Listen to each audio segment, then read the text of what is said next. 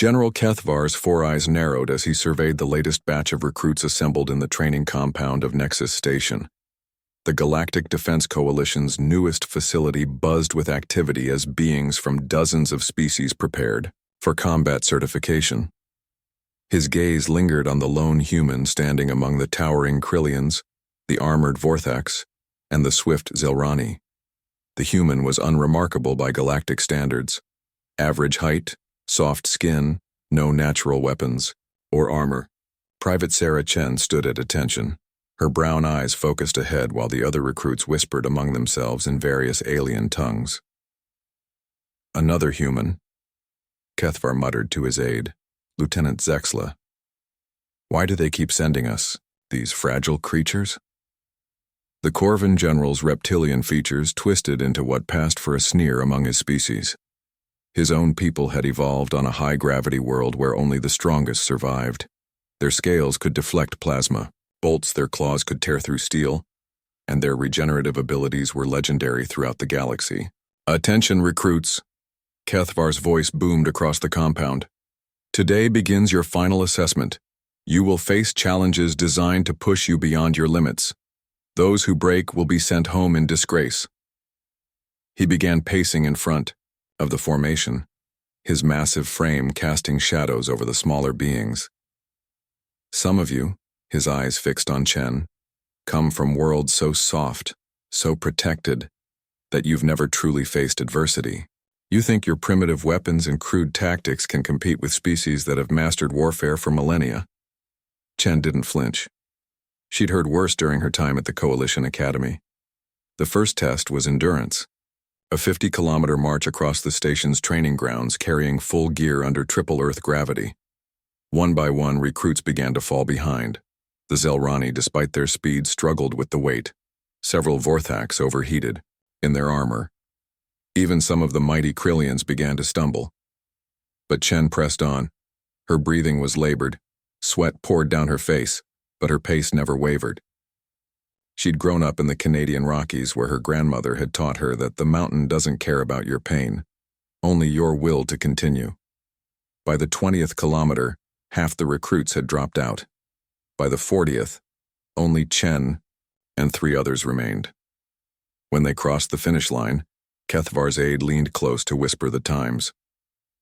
The human finished second, General, only beaten by recruit Thaxor, and by mere seconds. Kethvar's eyes narrowed further. Thaxor was a Corvin like himself, bred for endurance. No soft-worlder should have come close.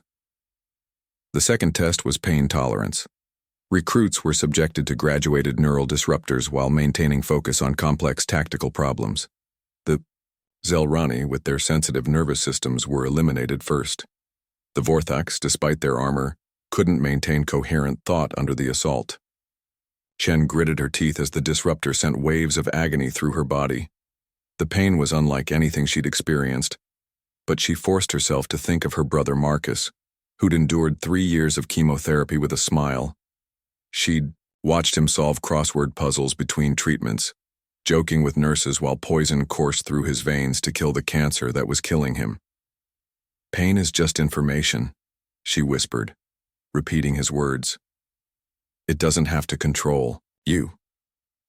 When the test ended, only Chen and Thaxor remained conscious. The tactical problems she'd solved were not only correct but innovative, showing strategic thinking that impressed even the evaluators. Kethvar's confidence began to waver, but he had saved the worst for last. The final test was psychological warfare.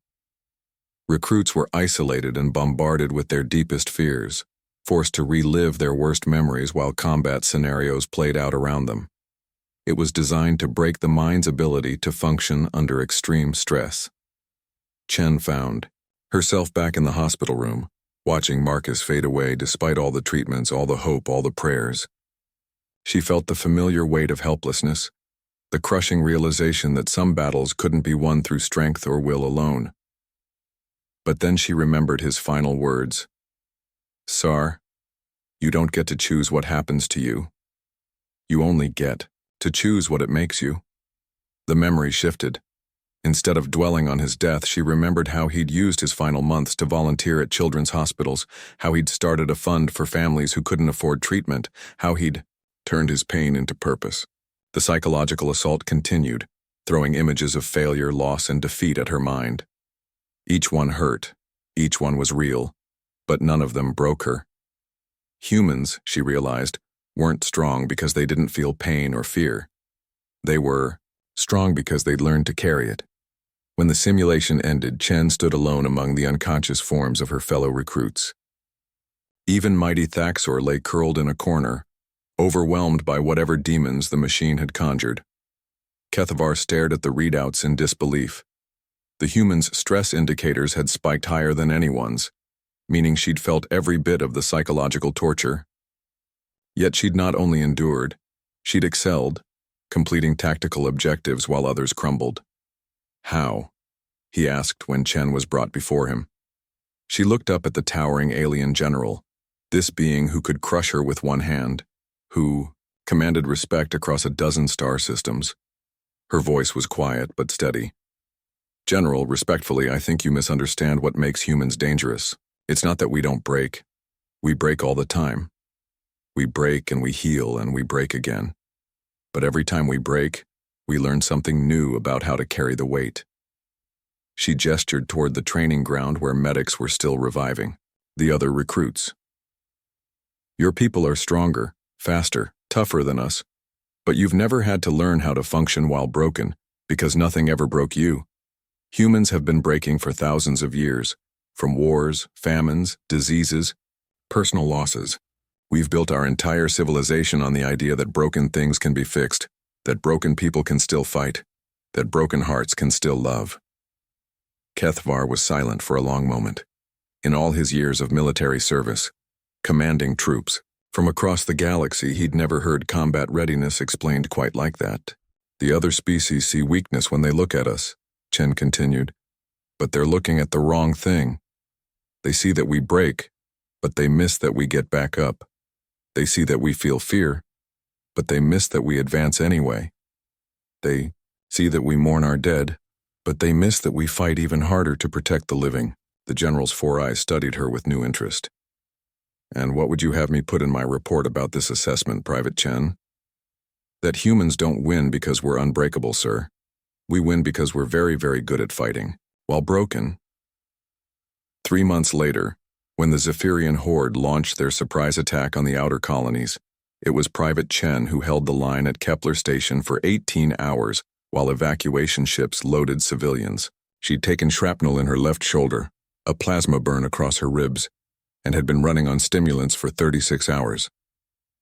When General Kethavar found her in the medical bay afterward, she was arguing with the doctors about when she could return to duty. He finally understood what made humans so dangerous in the galaxy. They fought like they had something to prove, because they did, to themselves, to each other, and to a universe that kept trying to break them. And that, the general realized, made them absolutely terrifying.